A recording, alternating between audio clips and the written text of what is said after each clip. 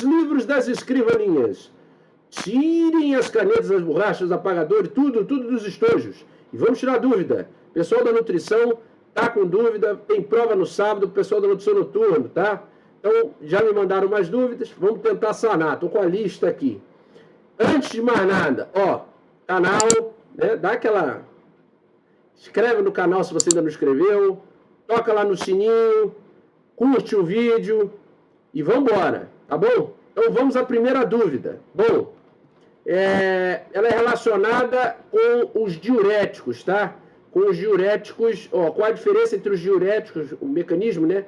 Dos diuréticos tiazídicos de Alce e em relação à perda de potássio, por que eles levam à perda de potássio, tá bom? Então vamos lá. Vamos ver primeiro os diuréticos de alça ou os inibidores do Symporte sódio-potássio 2-cloro, que tem na furosemida, uma das principais drogas da classe, nome comercial Lasix. São os diuréticos com maior poder de diurese, porque eles vão atuar numa região do néfron que é responsável por grande parte do aporte da reabsorção de sal, tá? De sódio, tá? Da luz tubular renal. Então, são diuréticos de alto limiar. Grande parte da eliminação de sódio, cloro, é realizado nessa região, tá? E eles vão atuar, vamos relembrar. Então, eu tenho o glomérulo, tá? Onde ocorre a filtração glomerular. Eu tenho o túbulo proximal, onde ocorre a reabsorção e a secreção tubular renal. Eu tenho o ramo descendente do túbulo proximal. E nós temos o ramo ascendente fino, né? E o ramo ascendente espesso. É aqui nessa região onde nós vamos ter a ação dos diuréticos de Alce, tá certo?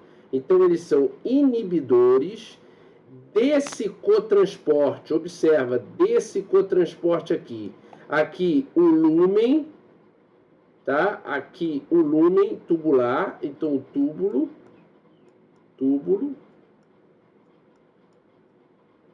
E desse lado seria a representação do sangue. Então, observa, tem uma bomba de sódio, potássio, ATPase aqui, que vai criar um gradiente em favor da reabsorção de sal e para o sangue e da saída do potássio do sangue em direção ao interior da célula. Esse gradiente em favor do sódio gerado pela bomba de sódio e potássio vai puxar o sódio da luz tubular, do lúmen, em direção ao sangue. Então ele sai do túbulo e vai em direção ao sangue. Com ele vem junto cloro, 2 moléculas de cloro, que vão ser reabsorvidas por esse transportador, também presente nessa membrana, em direção ao sangue. E o potássio. Mas o potássio, como vocês podem ver, ele é reciclado, ele volta e vem em direção, de novo, ao túbulo, né, ao lúmen. E, em consequência, ele vai seguir caminho, e isso vai ser uma das explicações para a segunda parte da pergunta. Por que esses diuréticos levam a perda grande de potássio? Então, ele inibe esse Symporte e, em consequência, ficam níveis muito altos de sal nessa região. E, uma vez muito sal nessa região, a direção do túbulo, né, da luz tubular, caminha, passando depois pelo túbulo distal, em direção ao duto coletor, para então adentrar a parte final e parar na bexiga. Então, a urina é formada e segue esse trajeto. Vejam, se tem um acúmulo muito grande de sal nessa região, muito sal vai chegar nessa região aqui. Quem é que atua nessa outra região? São os inibidores do Symporte sódio-cloro, que são os diuréticos tiazídicos, que tem na hidroclorotiazida, a primeira droga aí da classe que foi comercializada. Hoje, como vocês podem ver, existem muitas outras substâncias, tá certo? Então, o que eles fazem? Eles vão atuar nessa região aqui do néfron, no túbulo distal, então posterior. Eles não são tão potentes em relação à diurese quando comparados aos diuréticos de alça, porque essa região reabsorve uma porcentagem menor de sal quando comparada à região da alça, tá certo? Mas eles vão inibir um symporter sódio-cloro, então impedindo o raciocínio é o mesmo, bomba de sódio e potássio, essa bomba cria um gradiente, o sódio entra, o cloro entra junto. Eles vão inibir esse transportador aqui, esse cotransporte. Em consequência, vão ficar níveis altos de sal nessa região, tá certo? Por que que eles levam a perda de potássio? Porque quando chega a níveis altos na região final do néfron, que é o duto coletor, o túbulo contorcido, o túbulo distal e o duto coletor, muito sal aqui faz o quê? Tem transportadores de sal, observa. Tem canais, são conhecidos como ENACs.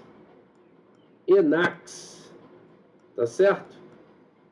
Esses canais, eles reabsorvem sódio, tá certo? E, por consequência, vai reabsorver cloro. E o potássio, ele é liberado. Veja, de novo, eu tenho uma bomba de sódio e potássio. Cria um gradiente para o sódio é reabsorvido, o potássio é eliminado. Então, quanto mais sal chegar aqui, mais sódio é reabsorvido, mais potássio é eliminado. Então, tanto o diurético de alça quanto o tiazídico faz a perda de potássio. E aí, o que costuma se associar para evitar isso? Diuréticos poupadores de potássio. Tá?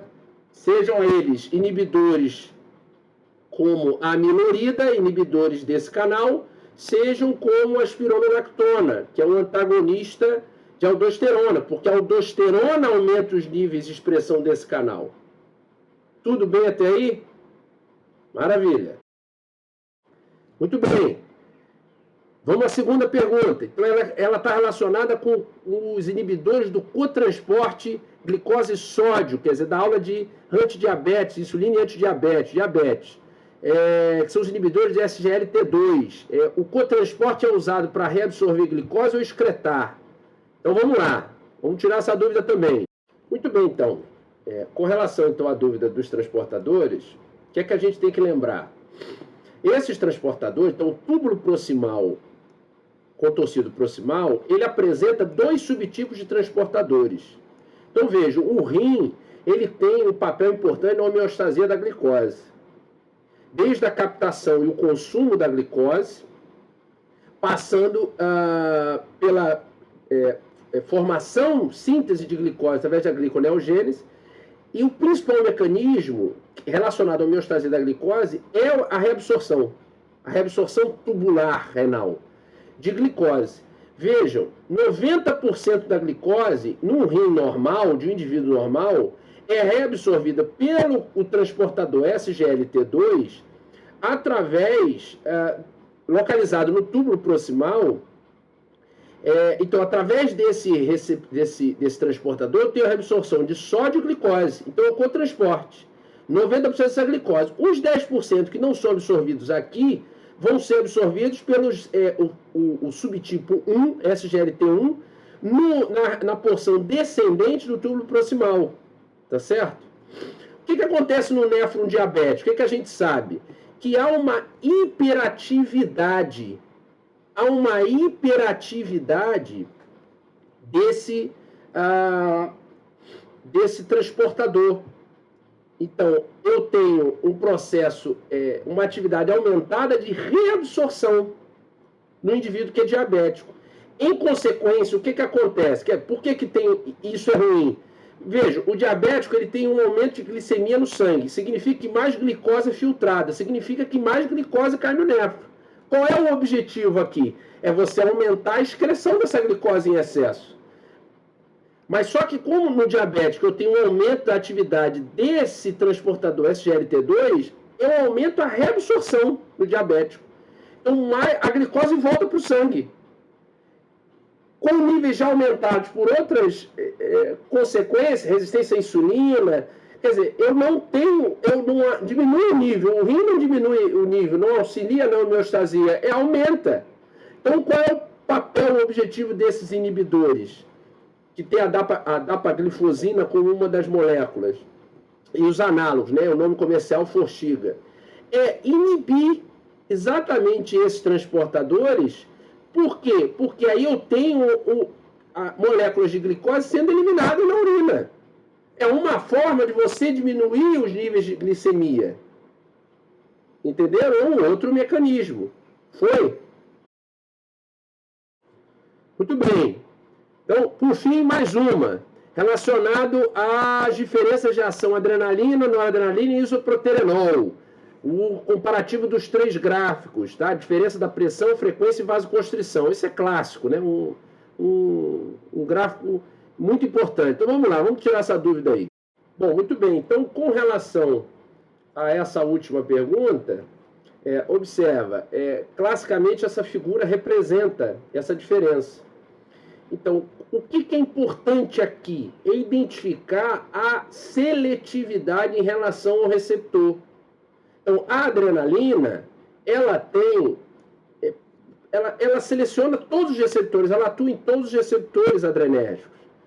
Então, quando ela atua nos receptores, mas vejam, há uma diferença de dosagem também. Em baixa dose, que é o que é apresentado na figura, a adrenalina, ela tem um efeito maior, resultante final maior, sobre beta-2 na vasculatura, no músculo liso vascular.